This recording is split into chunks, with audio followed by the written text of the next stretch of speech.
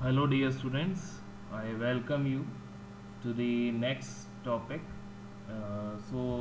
Our today's discussion will be based on as we are covering the classification of the various processes to prepare micro capsules. So we have seen lot of techniques to prepare the micro capsules, and continuing with that processes, we are trying to cover today two important processes. First one is the solvent evaporation, and second one is the air suspension. So these two processes are frequently used, or I should say they are the most widely used processes to prepare the microencapsulation. Uh, so coming towards the solvent evaporation, so as the name say, we are trying to just remove the solvent with the application of the thermal energies. That is why the technique is named as solvent evaporation. So actually in this process we are having two phases. First one is the organic phase and second one is the aqueous phase. So we are trying to just add the active ingredient, that is our API, and we are mixing it with the polymeric solution, which is actually a volatile organic solvent in which the polymer is there. So you can see in the first step we are having the active ingredient, and we are adding it into the polymeric or organic solution. So you can see it will be giving us organic polymeric phase. Now this organic polymeric phase will be added into an aqueous phase. Obviously this will be containing the water. So the emulsion will be formed, that is oil in water. So we are adding this organic phase into the aqueous phase. So we are getting the oil in water type emulsion. And remember, which is very important over here, we need a stabilizer or an emulsifying agent to means have a stable oil in water stabilizer. So we will be adding those type of emulsifying agent which are actually hydrophilic in nature. So up till now what we have done, we have taken the active ingredient, we have added it into a polymeric organic solution, and we got a organic polymeric phase. And now we are adding this organic polymeric phase into an aqueous phase, and this aqueous and organic phase will together give to oil in water type emulsion. And we are adding some stabilizer emulsifying agent which are hydrophilic in nature to make this emulsion stable. Now what we are doing in the next step, we are increasing the temperature of the system. So what will happen, the volatile organic layer will actually evaporate, so the solvent will evaporate. So that is why the name has been given solvent evaporation. And particle, actually the particle we are talking about, the microparticle will be formed by the polymeric precipitation. So we will be having the desired microparticle at the bottom. So you can summarize this solvent evaporation in three steps. So the first step is formation of solution, dispersion of drug into an organic polymer phase. The second step is emulsification of polymer phase into an aqueous phase containing a suitable stabilizer, and this will actually lead to oil and water type emulsion. And in the third step, we are trying to remove the organic solvent of the dispersed phase. So ultimately the particles will be precipitated and we will get the desired microparticles or microsphere. So you can just click this link and watch the actual process which is taking place during the preparation of microparticles. So animated video I have put it over here, you can just watch it on the YouTube. So now three important takeaways are there when we are trying to develop a microparticle and we are using the solvent evaporation technique. So if the case is that the core material is dispersed in polymer solution, so actually the polymer will shrink around the core as the process will gradually take place. And in the second case, when we are just trying to means dissolve the core material in the coating polymer solution, so this will give to a matrix type microcapsule. So these are the two variations we can have in the solvent evaporation. And you can also see an important takeaway is that you can have a thickness of the microcapsule between 1 to 200 microns, and this can be varied, means you can adjust the thickness of the microcapsule or the particle size of the microcapsule by varying the amount of coating material you are taking. So you can vary it between 3 to 30% of the total weight of the formulation. Now I am going to discuss another patented invention which is developed by Professor Dal E. Worcester. So this is based on air suspension, and it is actually a modified version of fluidized bed dryers.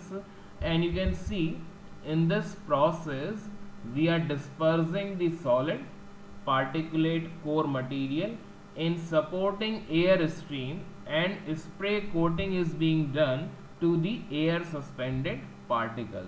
So means equipments are available which can give you a working capacity of around 1 pound to 990 pounds. So this is an industrial process, and majority of the microcapsule which are prepared in the industry are prepared with this Worcester technique. So we are just trying to cover some characteristic features of this Worcester process, and I will be showing you how this process actually works.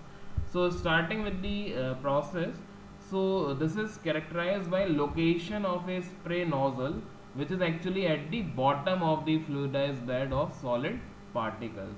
So the particle will be suspended in fluidizing air stream, and which is actually designed to induce a cyclic flow of the particle, and this will be suspended in a cyclic flow pattern. Now the nozzle which will be there will actually spray an atomized flow of coating solution onto the fluidized air suspended particle. So the nozzle spray an atomized flow of coating solution. It can be a coating solution, it can be a suspension, or it can be any other coating vehicle. Now the technology can be used to encapsulate the solid material, and we can have the particle size range near to 50 micrometer to several centimeters. So it totally depends on our requirement, and this Worcester process is used industrially to encapsulate the vitamins, minerals, and various other functional food ingredients as well, in addition to the active pharmaceutical ingredient. So you can watch the actual industrial setup of this Worcester process by clicking on this YouTube link.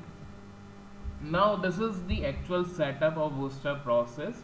So you can see a chamber is there, and it has been divided into various chambers or the zones.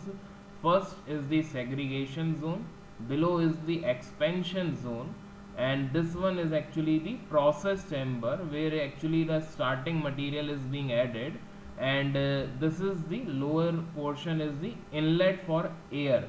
So this is the plate. You can see it is a circular plate, and it has a mesh, and it actually does the purpose of distributing the air. And you can see process air is actually introduced in this particular from this particular area, and this is the discharge pipe, and you are getting the final product at the bottom.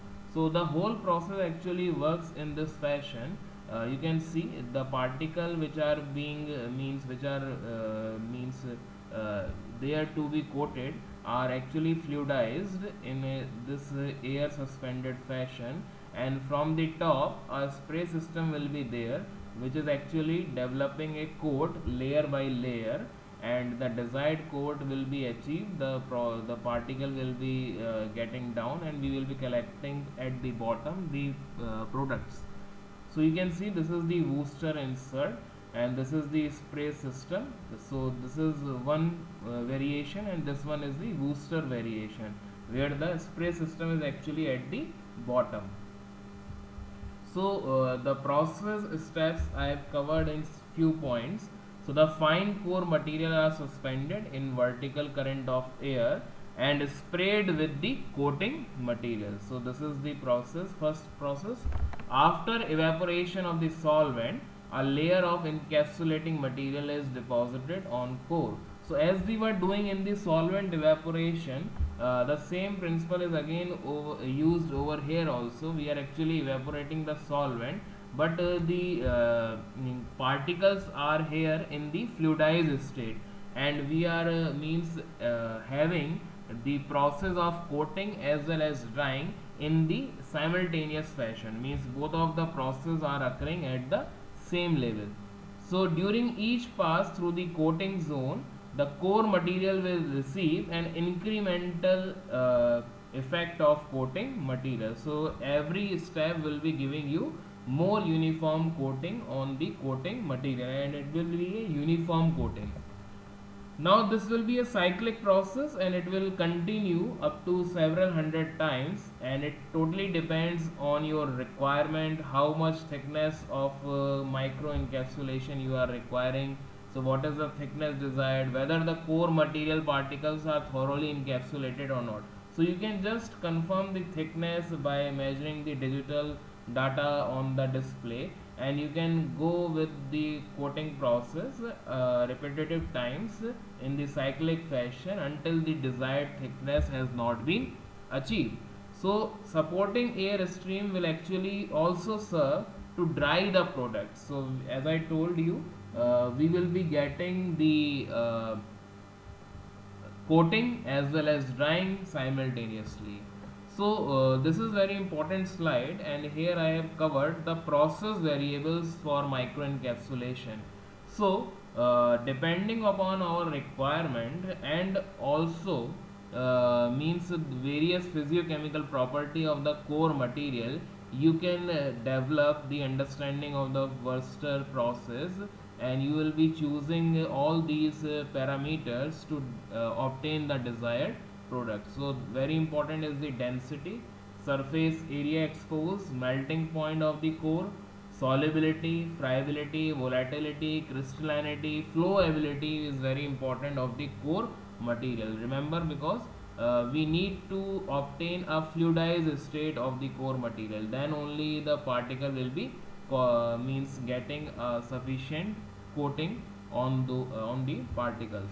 Similarly, coating material concentration is again very important. So depending upon the coating material concentration, you will be getting the desired output, and the application rate of this coating material is again very important. So very important is the coating material concentration, the amount of coating material you are taking, and the application rate becomes very crucial also, because if it would be very fast, so it would not give desired coating, and if it would be very slow, so again the coating will take place longer time, longer duration. So these are the very crucial steps.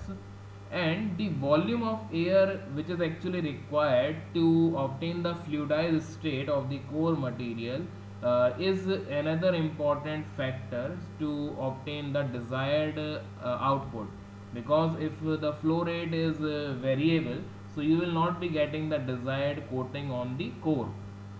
And the temperature inlet and the outlet is also important, because actually we need to have a fluidized state first, and we need to have a proper coat which should be dried simultaneously as well, means the solvent should evaporate, otherwise the desired output will not be achieved. So these are the important process variables, and we can adjust them, or we can have the knowledge of these particular process variables to obtain the desired output.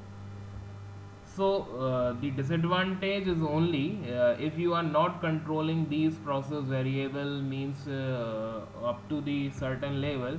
So ultimately what will happen, agglomeration of particle to some larger size will be occurring. So this can only be minimized or optimized by optimizing these process variable. Otherwise agglomeration will be there, means the smaller particle will together aggregate to give rise to larger size particle, so which is actually not desired. So thank you class.